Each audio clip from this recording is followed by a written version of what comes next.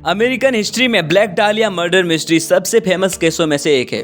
FBI के पास सबूत होते हुए भी क्यों ये पहेली आज तक सॉल्व नहीं हो पाई। कातिल कौन था, ये आज 75 साल बाद भी एक राज बना है।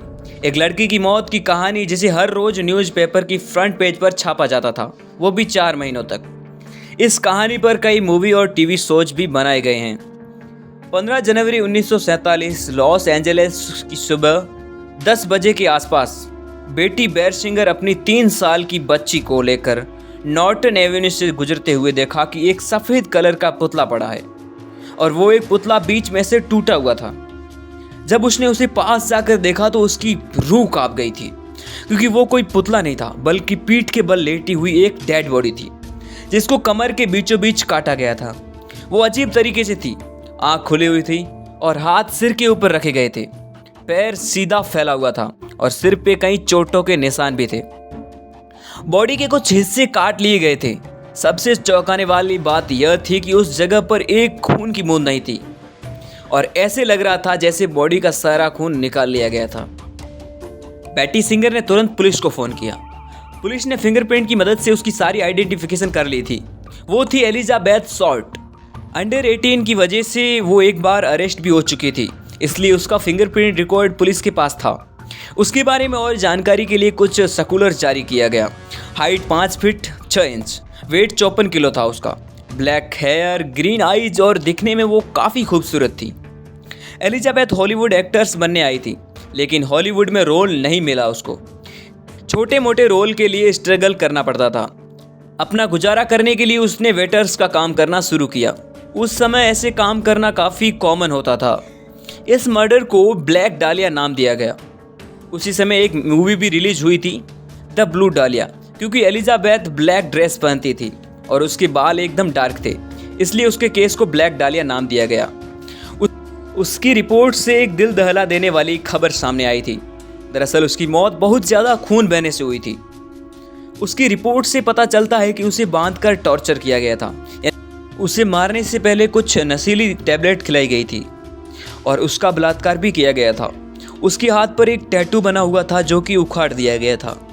उसके मुंह से लेकर कॉर्नर तक उसे चीर लिया गया था। उसकी बॉडी देखकर लग रहा था कि किसी प्रोफेशनल इंसान ने इस मर्डर को अंजाम दिया था, कोई ऐसा इंसान जिसे सर्जरी भी करना आता हो। इसकी बॉडी को 2 हिस्सों में काटा गया था। इस केस का हॉलीवुड के साथ कनेक्शन और ये डिटेल्स सामने आने पर यह खतरनाक स्टोरी बन गई थी। लॉस एंजलिस न्यूज़पेपर पर यह खबर हेडलाइन बन चुकी थी। उसकी बॉडी मिलने के 9 दिन बाद लॉस एंजलिस पुलिस के पास एक इल्वेपिन आया। उसमें एलिजाबेथ का सामान था, उसके कुछ डॉक्यूमेंट थे जो उसमें मिले थे। उस सामान से कोई भी फिंगरप्रिंट्स नहीं मिले। इन्वेस्टिगेशन के दौरान कई सस्पेक्ट नाम सामने आए। 100 से भी ज़्यादा लोगों से पूछताछ की गई। उसकी डायरी से 75 आदमियों के कॉन्टैक्ट्स भी मिले थे। उन सभी को मोस्टली यही कहना था कि वो कभी भी एलिजाबेथ के साथ डेट पर या मूवी देखने नहीं गए थे।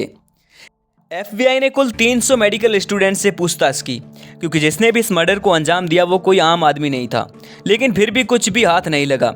एफबीआई को इस केस से रिलेटेड कुछ और अननोन लेटर मिले थे, जिसमें एक पर फिंगरप्रिंट्स भी मौजूद थे, लेकिन वो फिंगरप्रिंट्स से कोई आइडेंटिफिकेशन नहीं हो पाया था। ये धीरे एक ओल्ड केस बनता जा रहा था। सस्पेक्ट थॉरली एग्जाम किया गया था। पहला सस्पेक्ट एक रॉबर्ट मैनले नाम का सेल्समैन था, जो आर्मी म्यूजिशियन भी रह चुका था। एलिजाबेथ के मर्डर केस के 1 महीने पहले दोनों का रिलेशनशिप शुरू हुआ था। रॉबर्ट ने एलिजाबेथ को बस स्टैंड पर लिफ्ट ऑफर की थी। रॉबर्ट पर एलिजाबेथ पहले तो राजी नहीं थी, पर बाद में मान लिया और अगले 1 महीने तक रॉबर्ट के साथ वो डेट पर भी गई थी। एलिजाबेथ रॉबर्ट के साथ एक होटल में भी रुकी थी।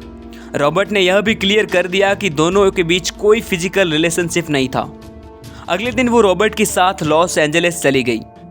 9 जनवरी एक होटल में शाम की 6 बजे उसने एलिजाबेथ को वहीं छोड़ा था और वही आखिरी बार किसी ने एलिजाबेथ को जिंदा देखा था। वो दिन था उसके बॉडी के मिलने के 5 दिन पहले का। पुलिस ने जैसे ही रॉबर्ट से पूछताछ की, जब उसने कहा कि वो निर्दोष थे और वो खुद को 2 बार पॉलीग्राफ टेस्ट देने के लिए भी राजी हो गया था। दोनों ही बार वो पॉलीग्राफ पास हो गया। वो 7 साल बाद 1954 में रॉबर्ट को फिर पूछताछ के लिए बुलाया गया। उस टाइम एक ड्रग आया था जो लेने के बाद इंसान की झूठ बोलने की क्षमता खत्म हो जाती है। यह ड्रग रॉबर्ट को खिलाकर उससे पूछताछ की गई। लेकिन फिर भी वो निर्दोष निकला। एक्सीडेंट में कैलिफोर्निया में रॉबर्ट की दर्दनाक मौत हो चुकी थी। सस्पेक्ट नंबर 2, एलिजाबेथ की मौत के बाद 50 साल बाद 1997 में लॉस एंजलिस टाइम्स न्यूज़पेपर ने एस्डिल का इंटरव्यू लिया था। एस्डिल वो आखिरी इन्वेस्टिगेटर था जिन्होंने एलिजाबेथ के मर्डर केस की जांच की थी। एस्डिल का कहना था कि उसे पता चल गया था कि कातिल कौन है। एस्डिल को कुछ टिप मिला था। एक आदमी को उस जमीन के आसपास देखा गया था जहां एलिजाबेथ की बॉडी मिली थी। ब्लैक कलर की कार उसके आसपास घूम रही थी। एस्डिल को वो आदमी भी मिल गया था जिसने उसी टाइम उस कार को पेंट कराया था, लेकिन एस्डिल के बाद कोई फिजिकल एविडेंस नहीं था। 1997 के इंटरव्यू में उसने कहा था कि वही आदमी ब्लैक डालिया का किलर है। अब तीसरा सस्पेक्ट जो जॉर्ज हॉडेल था, इस केस में उन्होंने भी काम किया है। उनका मानना है कि किसी न किसी पॉइंट पर उन्होंने असली किलर से बात की थी। इसमें इंस्पेक्टर स्टीव हॉडेल को लगता था कि वो किलर को जानते हैं। लॉस एंजलिस पुलिस डिपार्टमेंट में 300 से ज़्यादा मर्डर के बाद काम करने पर उन्होंने रिटायर किया था। रिटायर होने के बाद एक रिसर्च पेपर पब्लिश किया जहां उन्होंने कहा कि जॉर्ज हॉडेल ही असली किलर था। स्टीव ने इन पर कई किताबें भी लिखी थी। 26 जनवरी को एक लेटर आता है, वो हस्तलिपि था जिसमें लिखा था कि यही 24 जनवरी बुधवार को मैंने पुलिस से काफ़ी खेल लिया। ब्लैक डालिया अवेंजर लेटर में स्थान का भी जिक्र था, लेकिन वो हत्यारा उस दिन उस स्थान पर नहीं था। फिर दोपहर 1 बजे एग्जामिनर को एक लेटर आया। उसमें न्यूज़पेपर काट कर बनाए हुए कुछ शब्द थे। उसमें लिखा था, मैंने अपना मन बदल लिया है, तुम लोग मुझे अच्छे से समझौता नहीं करोगे। अब तक काफ़ी खत आ रहे थे।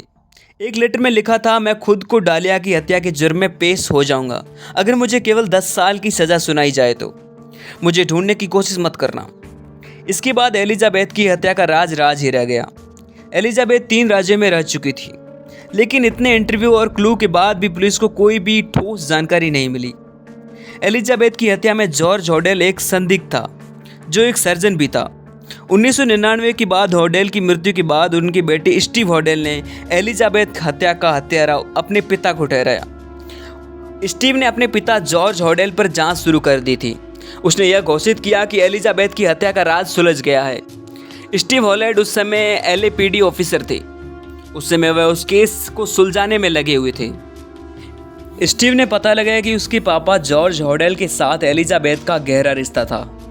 एलिजाबेथ शॉर्ट की हत्या अमेरिका के इतिहास की एक क्रूर एवं निर्दयी अनसुलझी घटना है, जो कि आज तक भी सच्चाई पता नहीं है कि यह सुलझी भी है या नहीं। उसका रियल किलर किसी को नहीं पता है। अब तक तो वो मर चुका भी होगा। इसी बीच एलिजाबेथ की यह कहानी खत्म होती है। यह वीडियो खत्म होता है। मिलते एक नई मिस्ट्री के साथ, तब तक आप आदिमाइन चैनल को सब्सक्राइब जरूर कर दें।